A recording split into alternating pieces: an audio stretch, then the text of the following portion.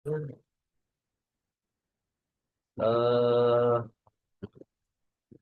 tim saya masih yang belum yang pro, jadi masih yang versi gratisan. Oke, untuk menghemat waktu kita langsung ke materi untuk kesempatan hari ini. Terima kasih yang sudah hadir, teman-teman. Nah, ini ada lagi.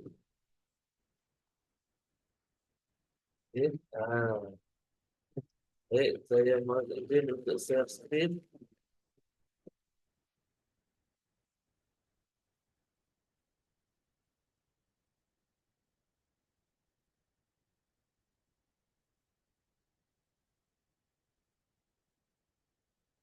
Ya, sudah terlihat ya?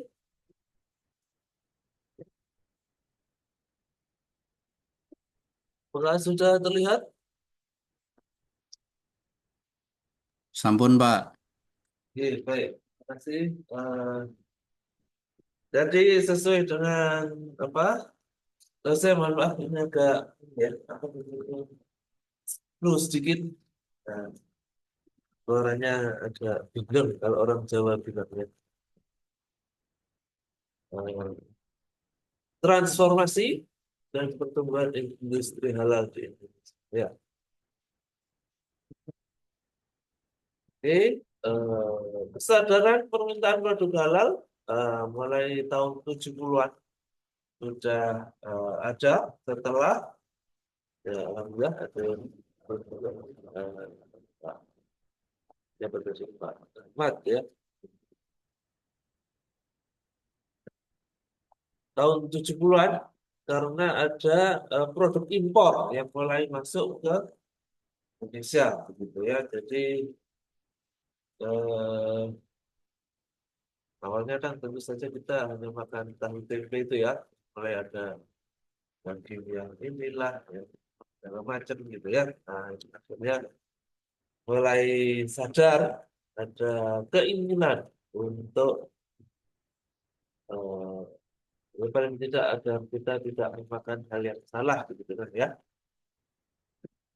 Tahun 89, nah mulai dibentuk LPPOP MUI yang mengeluarkan sertifikat halal. Nah, ini adalah tonggak yang penting bagi regulasi ya di Indonesia, regulasi industri halal di Indonesia. Kemudian, nah tahun 90-an, nah ini tahun 90-an perkembangan sertifikasi halal mulai meluas, tidak hanya makanan dan minuman, tetapi juga ke kosmetik, ya kosmetik dan juga farmasi, gitu ya, farmasi yang yang dulu sempat saya ingat itu kan, ya itu ya kasus apa namanya, cangkangnya pil itu kan, ya, yang katanya mengandung eh, lemak babi, gitu ya. Nah, ini juga dipicu karena masyarakat sudah mulai aware begitu ya, sudah mulai aware bahwa tidak hanya makanan dan minuman, tetapi juga kosmetik dan obat-obatan. Ya, dulu kosmetik itu kan ke tahun-tahun ini kan ini ya, kosmetik halal sudah mulai apa namanya ya? Kalau zaman saya dulu itu kosmetik itu eh apa itu namanya? Tari Ayu kayak gitu-gitu ya. Ya, nama-nama Jawa gitu ya. Nah, Zaman tetapi dulu mah bedak FIFA, Pak. Udah cukup. gimana Pak? Zaman dulu bedak FIFA udah cukup, Pak. Oh iya iya itu terkenal sekali itu. Sekarang dipakai main karambol, Pak.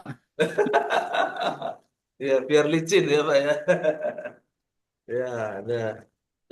Sekarang kan ini ya sudah mulai maksudnya menggunakan nama-nama yang Islami itu sudah sekarang sudah nggak takut gitu ya. Dulu orang kan ini ya ragu-ragu mempergunakan nama-nama yang berbau Islam itu masih ini ya Bahkan kata ibu saya dulu di kampus itu yang pakai jilbab itu misalkan satu kelas itu hanya satu orang gitu ya.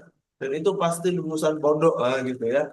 Nah, kalau sekarang kan enggak ya. Sekarang alhamdulillah apa kesadaran berhijab itu sudah sangat baik gitu ya sehingga apa namanya eh, mayoritas sekarang sudah pakai hijab ya. Oke. Terus nama-nama itu ini ya yang maksudnya seperti yang saya bahas tadi ya. Ada Wardah gitu ya yang sekarang sudah sangat ngetren gitu ya. Terus kalau kosmetik laki-laki itu apa itu mereknya itu Kahfi, gitu. Kah gitu ya. Nah itu kan sekarang itu ya makin ngetren gitu ya. Nah tapi saya nggak di endorse ini ya, nggak dapat apa-apa. Oke. Tahun 2000-an, nah, Indonesia mulai fokus untuk pusat industri makanan halal. Nah, baik dari produsen lokal maupun internasional ingin masuk ke pasar Indonesia tahun 2000-an. Terus, nah, tahun 2014 pemerintah mulai mengambil peran, gitu ya.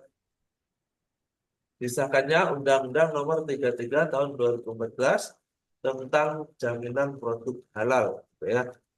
Nah, dengan undang-undang ini, pemerintah mengambil peran lebih aktif untuk mengawasi, gitu ya, mengawasi dalam proses sertifikasi halal melalui badan yang namanya BPJPH, ya, BPJPH, gitu ya, Badan Penyelenggara Jaminan Produk Halal. Jadi BPJPH itu di bawah Departemen Agama, ya, di bawah Departemen. Tahun 2014, ya, 2014 itu ekonomi Islam Indonesia angkatan pertama, gitu ya, 2014. Nah, ini ya, tahap penting adalah disahkannya Undang-Undang Nomor 33 Tahun 2014, ya. Ini sama Bapak disahkan tadi ya. Jadi memang seperti yang kita bahas minggu lalu ya, eh, kalau Indonesia itu berbeda dengan Malaysia ya. Jadi Indonesia itu memang harus masyarakatnya dulu ya, eh, mulai dari bawah nanti pemerintah yang akhirnya gitu ya akhirnya akan membantu dengan membuat regulasi-regulasi gitu ya, seperti juga kasus bank syariah kan begitu ya. Bank muamalat berdiri dulu, setelah terlihat sukses baru ini apa namanya bank-bank pemerintah berdiri untuk menjadi bank syariah juga kan begitu ya. Kasus halal juga begitu kan begitu ya. MUI dulu bikin sertifikasi tahun 2014, baru pemerintah secara legal gitu ya mengeluarkan undang-undang.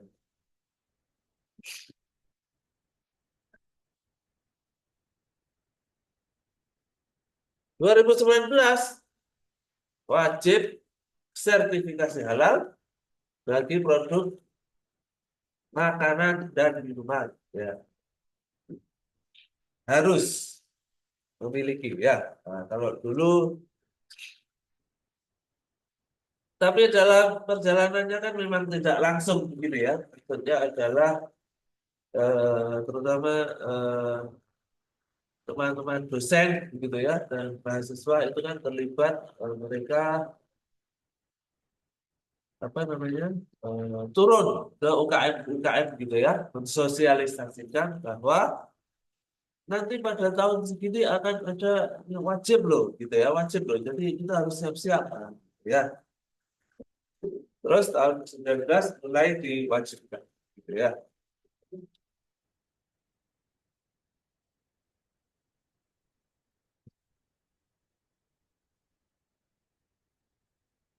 Tahun 2020-an Ya, mulai berbasis digital gitu ya, termasuk penggunaan platform online untuk sertifikasi halal, kemudian promosi produk, ekosistem perdagangan yang mendukung halal supply chain ya, halal supply chain atau rantai pasokan halal gitu ya.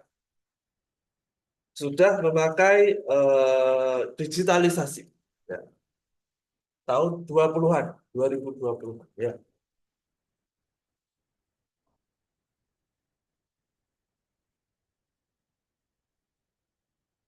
Nah, 2019 kan mulai COVID ya, mulai COVID gitu ya. Nah, ternyata permintaan terhadap produk halal itu pada saat COVID itu tetap stabil ya, tetap stabil ya, terutama makanan dan farmasi. Gitu ya. Alhamdulillah tetap stabil. Sektor pariwisata, pariwisata halal sempat terdampak, namun makanan dan farmasi tetap tumbuh ya. Nah, pariwisata halal tentu saja terdampak karena pada saat itu kan ya apa kita dibatasi oleh aturan-aturan ya mengenai apa mobilitas begitu kan, terbatas ya, ada apa namanya, eh, apa sih ya, lupa saya namanya. Pokoknya pintu ditutup-tutup itu ya, saya dulu mau ke kampus saja susah itu ya, sini diblokir gitu ya, harus pakai apa, surat izin gitu ya, pembatasan mobilisasi masyarakat gitu ya pada saat itu. Nah, tentu saja pariwisata sempat terdampak ya. Dan kita hiburannya cuma lihat YouTube aja itu ya, di rumah gitu ya, isolasi kan gitu ya. Tetapi aspek makanan dan farmasi tetap stabil. Ya.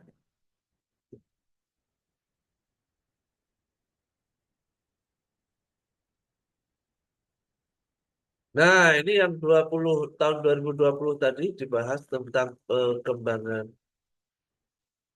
digitalisasi begitu ya. Nah, ini ada yang namanya sistem e-halal ya, yang memungkinkan proses sertifikasi halal dilakukan secara online ya, untuk mempercepat proses sertifikasi dan memudahkan pelaku usaha, terutama UKM dalam mengurus sertifikasi halal. Ya. Selain itu juga membuat lebih transparan dan efisien.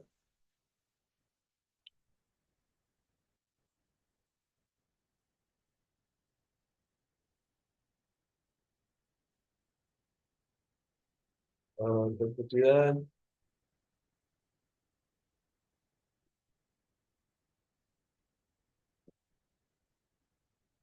nah, tahun 2021 dan 2022 pemerintah semakin gencar gitu ya, berbagai inisiatif dijalankan termasuk Indonesia Halal Industry Development Expo, mempromosikan produk halal dari dalam dan di luar negeri gitu ya. Sinergi antara BPJPH, LP POM MUI dan kementerian terkait diperkuat ya, agar industrinya semakin menyeluruh, strong gitu ya, mulai dari produksi, distribusi hingga akhirnya bisa diekspor ke mancanegara ya. Ada yang mau masuk gitu ya.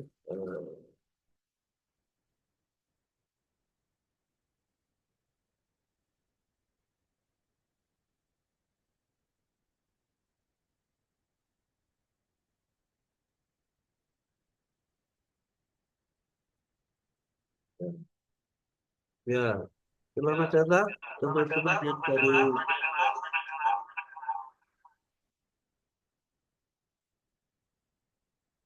Oke, kita lanjutkan.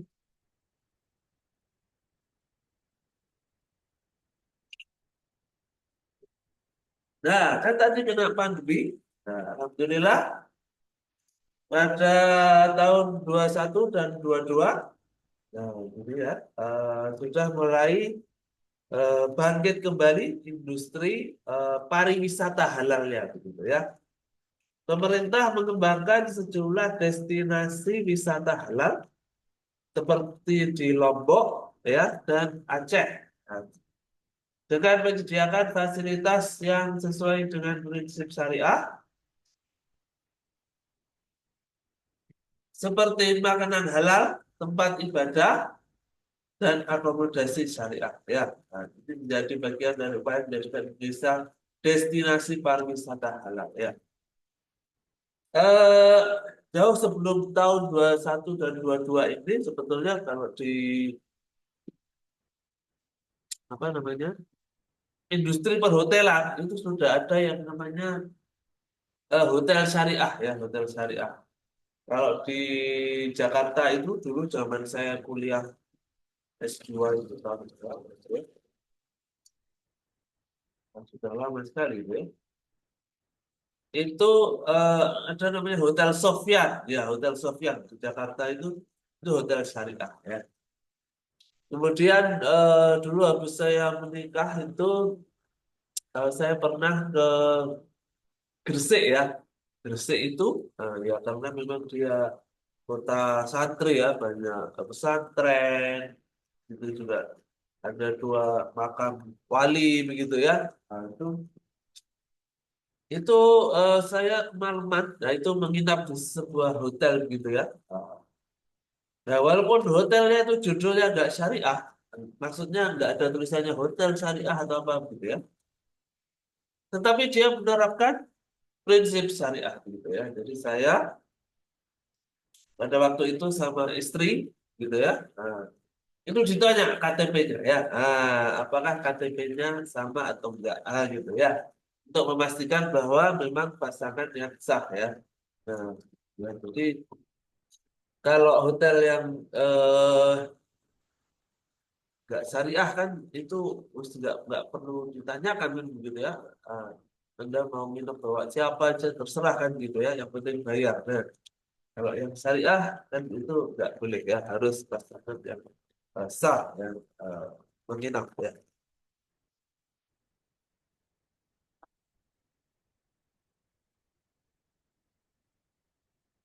Nah, penguatan industri halal melalui kerjasama internasional. Nah, Indonesia menjalin kerjasama dengan berbagai negara untuk mempromosikan produk halal ya. Salah satunya OKI ya, OKI. Kemudian Halal Product Assurance Board ya untuk perluas pasar di luar negeri ya. Nah, Indonesia juga berpartisipasi dalam konferensi dan pameran halal ya untuk memperkuat eh, posisi di pasar global ya.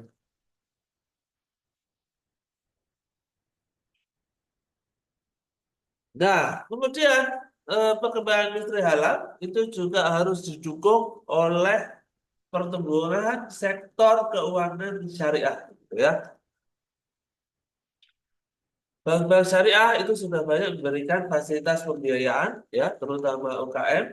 Nah, pada 2021 juga sudah lahir BSI ya, Bank Syariah Indonesia, gitu ya. Walaupun tentu ini tidak serta-merta kan begitu ya. Kalau kita tahu sejarahnya kan Bank Syariah pertama itu Bank Muamalat tahun 92. Setelah itu dia kena krismon, terbukti dia survive. Akhirnya terus lahirlah apa namanya unit usaha syariah dulu ya, belum Bank Syariah. Unit usaha syariah di bank negara itu ya pada saat itu ya. Jadi satu konter kecil gitu ya. Dan setelah itu unit usaha syariah ternyata berkembang pesat, akhirnya menjadi bank syariah yang terlepas dari induk ya. Ada BNI Syariah, Mandiri Syariah, BNI Syariah kan gitu ya. Kemudian akhirnya merger jadi satu bergabung agar bisa mempunyai modal yang lebih besar, gitu ya. Nah, lahirlah Bank Syariah Indonesia, ya.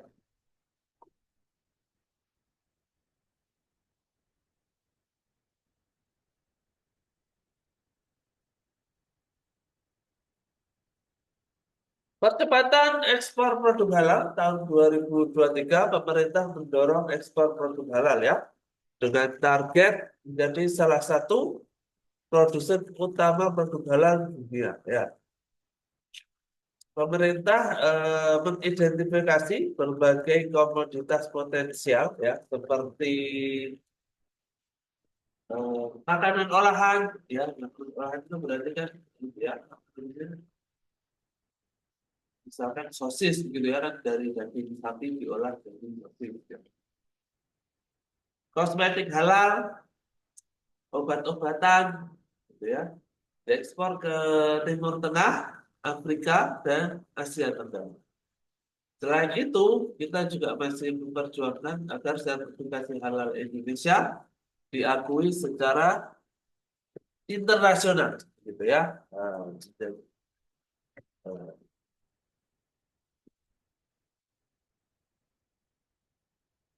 inovasi di sektor halal lifestyle, ya. Seiring dengan tren halal lifestyle, gitu ya, tren halal lifestyle, Indonesia melihat peningkatan pada produk halal di luar sektor makanan. Nah, misalkan apa? Seperti fashion, gitu ya, fashion. Seperti yang sudah saya kemukakan ya minggu kemarin ya, bahwa ketika saya ada kesempatan kemarin ke Thailand itu, dan mereka nampaknya sudah aware bahwa banyak juga konsumen Muslimnya ya, sehingga di sana sepatu yang ada bahan babinya itu sampai ada tulisannya ya, ada tulisannya bahwa sepatu ini mengandung kulit babi begitu ya, ada tulisannya begitu ya. Nah, kemudian fashion halal ya, terus kosmetik halal dan juga produk perawatan tubuh yang halal. Merek-merek fashion lokal dan internasional mulai mengembangkan koleksi busana muslim yang tidak hanya mengikuti prinsip syariah, tetapi juga desain yang modern ya. Jadi apa namanya, fashion halalnya Indonesia itu kan kiblatnya dunia ya, sudah dunia ya, karena walaupun apa namanya, kalau Timur Tengah itu malah nggak ada fashionnya ya. Kalau di sana kan memang ini ya ketat ya. Jadi orang eh, wanita itu pakai yang hitam-hitam itu ya, atau kok sekalian ya, pakai yang cadar itu hitam itu cuma kelihatan matanya aja gitu ya. Nah kalau di Indonesia kan enggak ya, bisa warna-warni bahkan blin-blin atau ini ya, apa itu istilahnya kemarin itu ya, yang saya lupa ya, yang paham gitu-gitu kan wanita ya, yang kayak glowing glowing gitu ya, shimmer ya, shimmer shimmer gitu ya. Itu yang punya Indonesia ya, kalau di negara-negara lain malah nggak ada gitu ya. Nah, kemudian industri kosmetik halal juga terus berkembang dengan inovasi produk halal yang aman digunakan ya.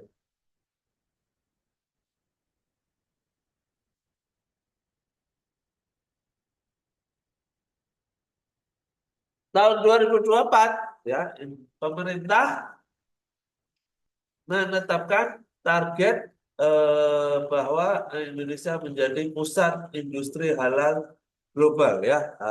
Dan upaya ini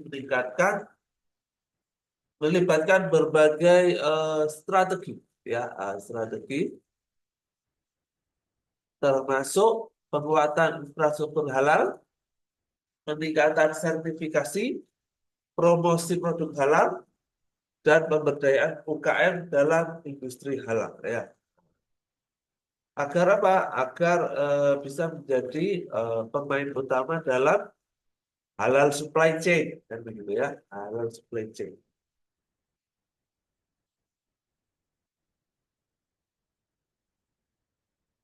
Oke, kemudian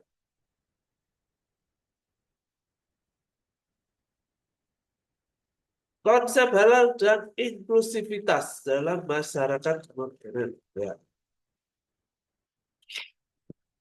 Inklusivitas itu berarti maksudnya adalah bagaimana agar kesadaran halal ini tidak eksklusif gitu ya.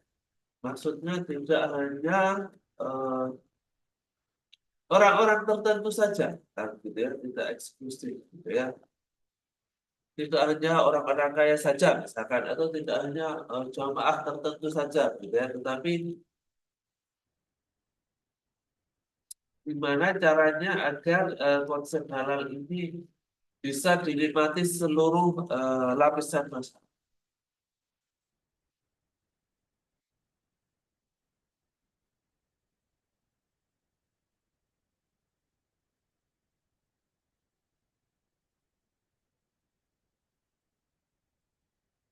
Halal sebagai konsep etika ya.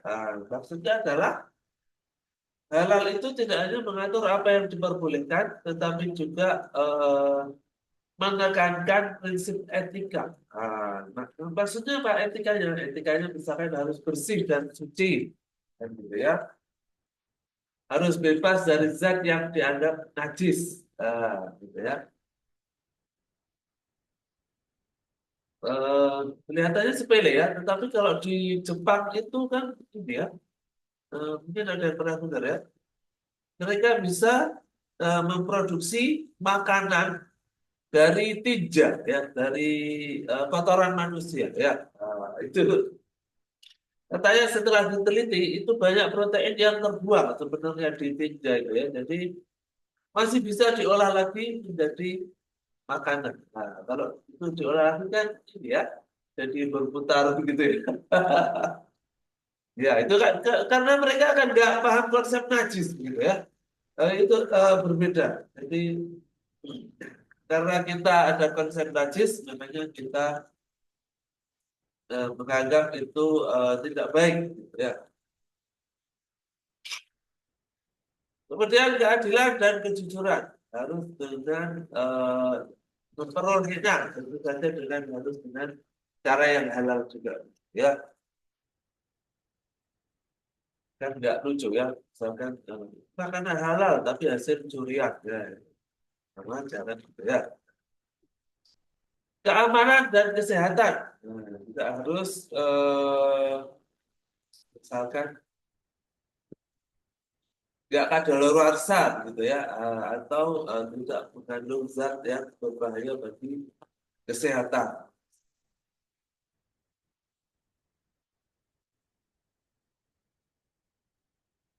Halal di luar makanan, ya, jadi halal lifestyle ya, tadi ya, gaya hidup halal. Nah, dalam konteks modern, konsep halal meluas ke berbagai sektor yang membentuk halal lifestyle. Nah, misalkan kosmetik dan produk kecantikan halal. Bahkan sekarang sudah diminati oleh non-Muslim, ya, mencari produk ramah lingkungan dan etis ya. Kemudian fashion, tadi juga sudah ya, sudah sedikit disinggung ya. Fashion dan pakaian halal, pariwisata halal. Tadi juga sudah ya. Tempat sholat, ada tempat sholatnya, ada makanan halal, ada kelihatannya sepele ya, tetapi bahkan di ini loh, saya kemarin tuh transit di KL aja itu ya, di Kuala Lumpur, itu mau pipis saja susah itu ya. Harus bawa tisu basah sendiri ya, karena kan toiletnya terlalu canggih gitu ya buat yang laki-laki ya kan apa? Dia baru keluar air bilasnya itu setelah kita pergi dari toiletnya gitu ya. Kan repot, nggak bisa istinja ya. Nah, padahal orang Islam kan harus istinja ya, harus dibersihkan gitu. Istinja ya setelah setelah buang air kan begitu ya. Nah, itu sederhana kelihatannya, tetapi itu merepotkan ya. Kalau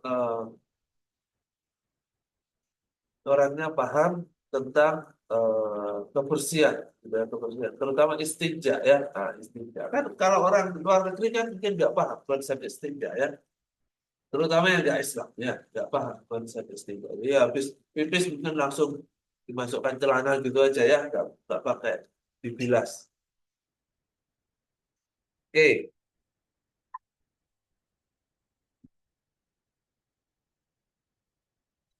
Inklusivitas halal di pasar global. Nah, industri halal saat ini berkembang menjadi industri global yang tidak hanya melayani umat Muslim, ya, tetapi juga masyarakat luas, ya, diakui secara internasional berkualitas aman dan etis. Ya. Kenapa? Karena bersih, ya, kan begitu ya, bersih, terus sehat. Misalkan makanan halal itu melalui prosedur penyembelihan yang humanis dan menjaga kebersihan. Ya, apa namanya? Sebenarnya orang kan sudah tahu ya bahwa yang namanya darah itu kan kotor ya, darah itu kotor. Makanya di dalam Islam kan nggak boleh darah itu dikonsumsi ya, terutama darah yang mengalir ya, darah yang mengalir. Karena ada darah yang tidak mengalir, maksudnya tidak mengalir itu, nah, misalkan jeroan gitu ya, jeroan itu kan mengandung darah juga, tetapi nggak mengalir ya. Nah itu eh, nggak boleh. Nah, gitu ya. Kemudian kehidupan berkelanjutan dan etis.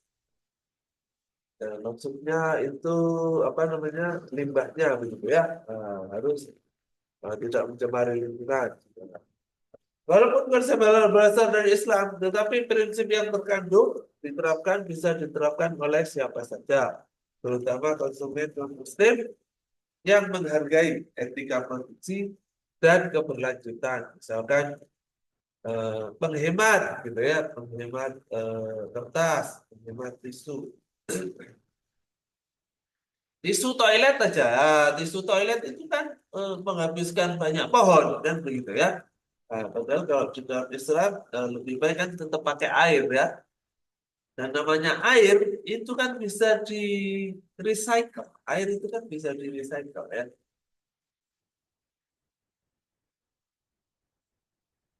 Itu salah satu contoh keberlanjutan ya. Ya, nampaknya kurang 1 menit ini ya waktunya ya. Mungkin minggu depan saya harus nyari Zoom yang pro dulu ya, cari pinjaman. Nah, ada yang ingin ditanyakan sebelum kita akhiri dulu untuk hari ini? Nah, saya yakin apa namanya eh, apa banyak yang bisa kita diskusikan ya tentang regulasi halal, dan juga inklusivitas ya. Nah, inklusivitas berarti tidak eksklusif ya, tidak eksklusif seperti yang kita sampaikan tadi ya. Berarti dia harusnya halal lifestyle itu menjadi eh, milik semua orang. Nah, bahkan tidak hanya untuk orang Islam, ya. Jadi milik semua orang sehingga semua bisa. Monggo mungkin ada yang perlu didiskusikan dari bapak-bapak. Eh,